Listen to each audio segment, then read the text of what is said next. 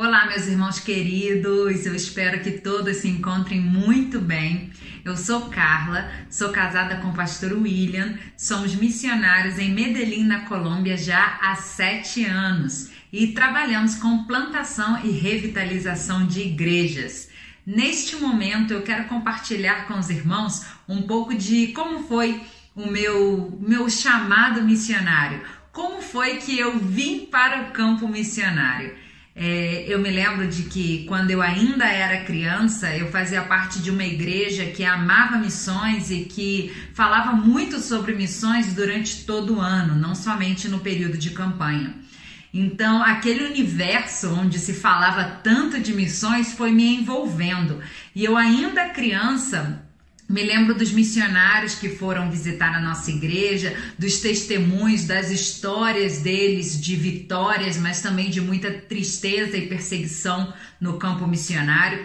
E um momento, um casal de missionários foi à nossa igreja e enquanto o esposo falava para a igreja, a esposa foi falar para a gente, para as crianças no culto infantil. E aquilo foi muito especial, porque ela compartilhou conosco a experiência dela como missionária no campo missionário e ela falou na nossa linguagem para as crianças, de maneira que a gente pudesse entender aquilo que a gente ouvia falar durante as campanhas, mas agora a gente poderia conhecer a experiência de alguém que esteve ali no campo, que estava no campo missionário.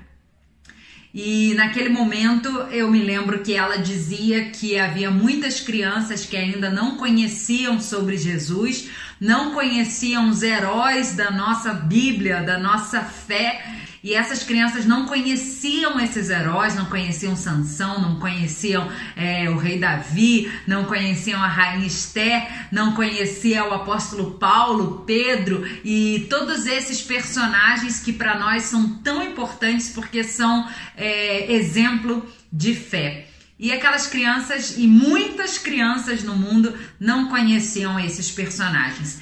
E aquilo falou muito forte ao meu coração, porque eu pensei, gente, como que alguém, como alguma criança como eu, pode ter uma infância que não conheça esses heróis, esses personagens, essas pessoas tão importantes? E ali eu fiquei com essa pulga atrás da orelha, não é possível que isso aconteça. E eu me coloquei no lugar dessas crianças que nunca tinham ouvido falar de Jesus, nunca tinham ouvido falar desses personagens da palavra de Deus. E eu senti tristeza por elas. E ali começou tudo. Ali começou a minha trajetória e hoje eu consigo perceber que desde aquele momento Deus esteve me preparando para que eu pudesse estar aonde eu estou agora e esteve me preparando para que eu vá para onde Ele quiser que eu esteja no futuro.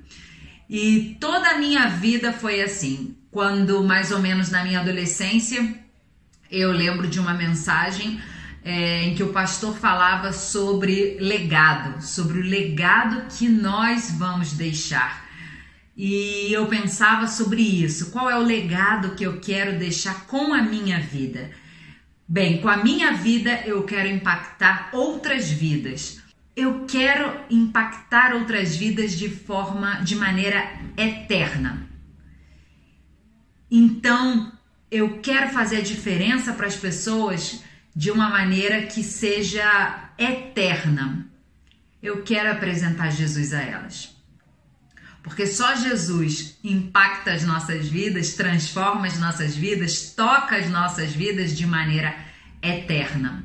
Então eu quero apresentar Jesus para as pessoas e quero falar para elas sobre esse amor que chegou à minha vida e fez com que eu tivesse vida eterna. Eu quero fazer isso. Então ali eu também comecei a pensar sobre o meu legado, sobre o que eu gostaria de deixar, sobre como eu gostaria de investir a minha vida. E com 17 anos eu disse sim ao Senhor e eu disse sim ao chamado que Ele me fez para ir ao campo missionário. E aqui estou em Medellín, junto com meu esposo, cumprindo a missão do Senhor. Mas eu quero falar com vocês sobre algo interessante também.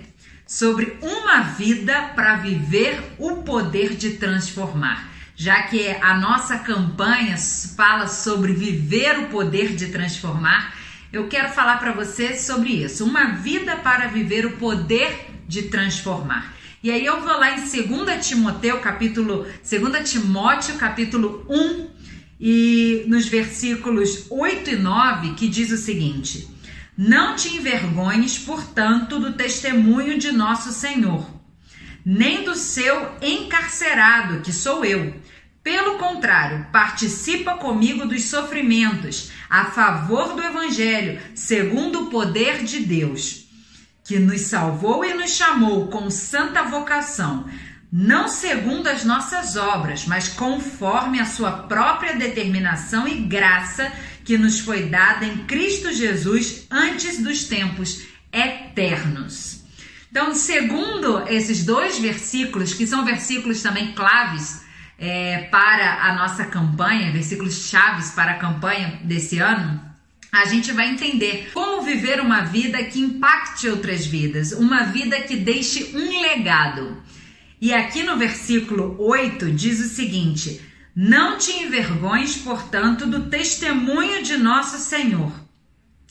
Então, primeira coisa para viver uma vida que deixe um legado, uma vida que viva o poder de transformar outras vidas, não te envergonhes do testemunho de Jesus Cristo.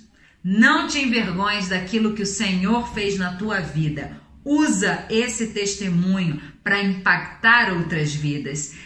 Usa aquilo que o Senhor fez em ti para que você possa ser instrumento para transformar outras vidas. Simplesmente compartilhe aquilo do qual você já experimentou, tem vivido, tem sentido, essa perspectiva nova, eterna que você ha recebido, que você já recebeu. Compartilhe isso e não se envergonhe do que Cristo fez na sua vida. Outras pessoas também precisam experimentar aquilo que você experimenta. Não seja egoísta de não falar sobre Jesus por medo de sofrer alguma represália, alguma atitude hostil. Não faça isso. Compartilhe sobre aquilo que você tem vivido.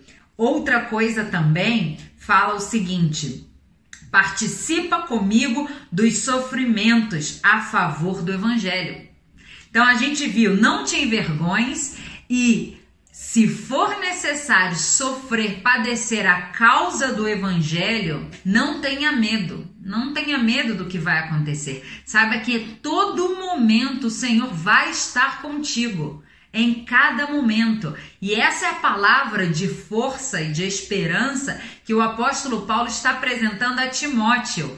Não tenha medo, porque o Senhor está contigo. Diz o seguinte, a favor do Evangelho, segundo o poder de Deus, porque não é o que nós fazemos, é o que o poder de Deus faz por meio de nós. A gente não tem noção disso. Muitas vezes a gente não faz algo porque a gente pensa no que aquilo pode produzir em contra de nós mesmos. Mas é aí que a gente se engana. A gente não pode deter a ação do Espírito Santo por causa de medo ou vergonha. A vida que vive o poder de transformar é aquela vida que somente permite que o Espírito Santo atue em todo e qualquer lugar, conforme ele deseja atuar. Diz também, a favor do Evangelho, segundo o poder de Deus, que nos salvou e nos chamou com santa vocação.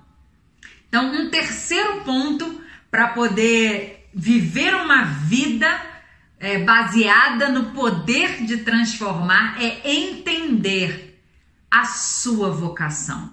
É entender que todos nós fomos chamados, fomos vocacionados para ser portadores da mensagem do Evangelho, da mensagem de salvação. Isso está para todo crente, aonde quer que esteja. falar sobre o amor de Deus.